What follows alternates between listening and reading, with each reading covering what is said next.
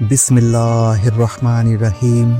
السلام علیکم ناظرین، اسلام ایک مکمل دین ہے جس میں ہر عمل کے پیچھے کوئی نہ کوئی حکمت اور فضیلت چھپی ہوتی ہے۔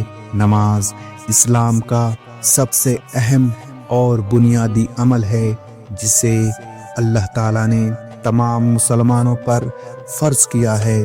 نماز میں قرآن کی تلاوت کا طریقہ الگ الگ نمازوں میں مختلف ہوتا ہے، خاص کر ان رکعت والی نمازوں میں جیسے کہ مغرب، عشاء اور ظہر، عصر۔ امام 2 رکعت میں زور سے اور 2 رکعت میں آہستہ تلاوت کرتا ہے۔ اس عمل کی وجہ کیا ہے؟ اس کے پیچھے کون سی حکمتیں چھپی ہوئی ہے اور کیا یہ طریقہ رسول اللہ صلی اللہ علیہ وسلم کی سنت سے ثابت ہے؟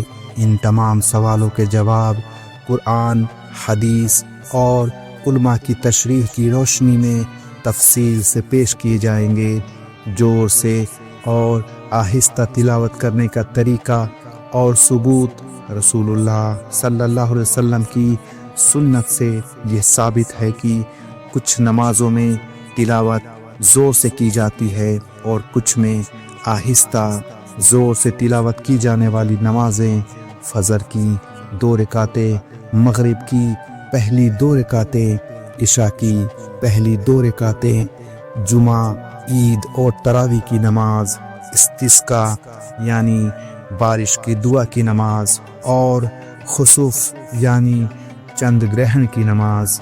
آہستہ تلاوت کی جانے والی نمازیں ظہر کی 4 رکعتیں، عصر کی 4 رکعتیں، مغرب کی آخری 1 رکعت، عشاء کی آخری 2 رکعتیں۔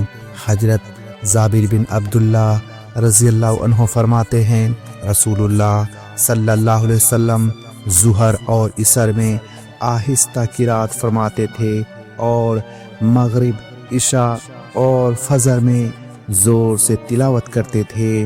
حضرت ابو ہریرہ رضی اللہ عنہ فرماتے ہیں رسول اللہ صلی اللہ علیہ وسلم فجر، مغرب اور عشاء کی نمازوں میں زور سے تلاوت کرتے تھے، جبکہ ظہر اور عصر کی نمازوں میں آہستہ تلاوت فرماتے تھے۔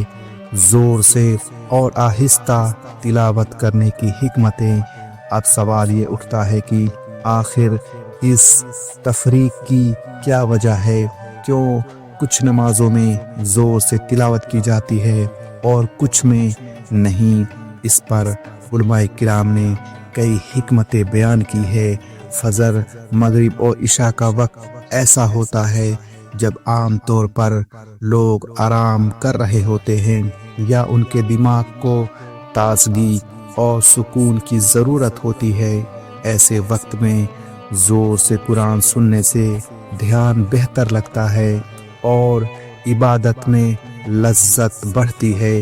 ظہر اور عصر کا وقت ایسا ہوتا ہے جب لوگ اپنے روزمرہ کے کاموں سے مشغول ہوتے ہیں، دن کی روشنی ہوتی ہے اور عام طور پر اس وقت آوازوں کا اثر کم ہوتا ہے۔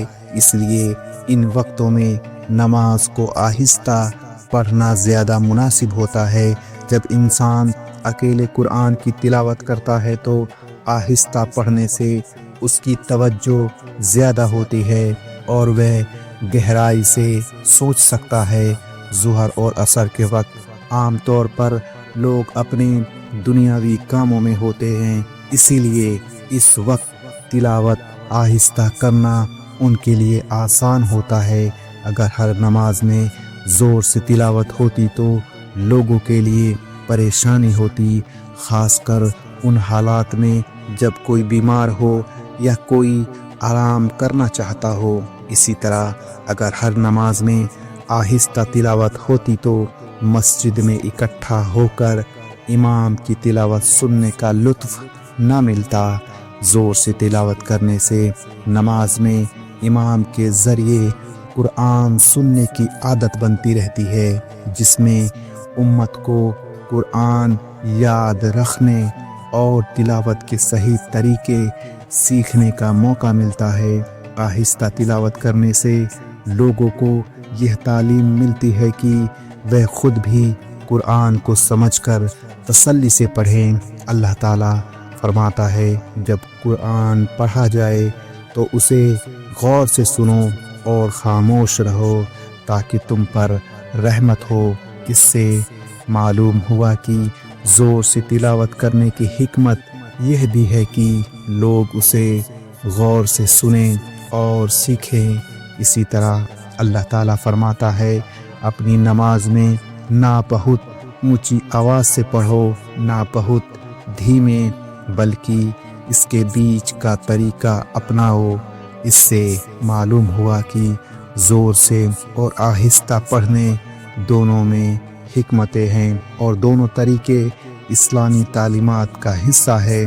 رسول اللہ صلی اللہ علیہ وسلم کی سنت سے یہ ثابت ہے کہ ظہر اور عصر کی نمازوں میں آہستہ تلاوت کرنا اور فجر، مغرب اور عشاء میں زور سے تلاوت کرنا ایک مستحکم سنت ہے۔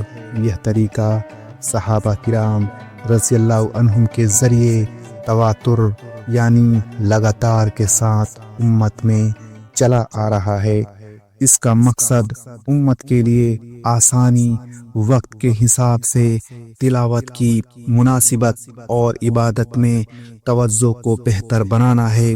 قرآن اور حدیث دونوں اس عمل کی تصدیق کرتے ہیں اور علماء نے اس کی کئی حکمتیں بیان کی ہے۔ اللہ تعالی ہمیں قرآن اور سنت کے مطابق اپنی نمازوں کو ادا کرنے کی توفیق عطا فرمائے، آمین۔ اگر آپ کو یہ ویڈیو پسند آئی ہو تو اسے لائک کریں، شیئر کریں اور چینل کو سبسکرائب کرنا نہ بھولیں۔ ایک پیارا سا کمنٹ ضرور کریں۔ اللہ آپ کو اپنی رحمتوں سے نوازے۔ جزاک اللہ خیر۔ ہم ملتے ہیں آپ کو اگلی ویڈیو میں، تب تک کے لیے السلام علیکم ورحمۃ اللہ وبرکاتہ۔ یا رسول اللہ یا حبیب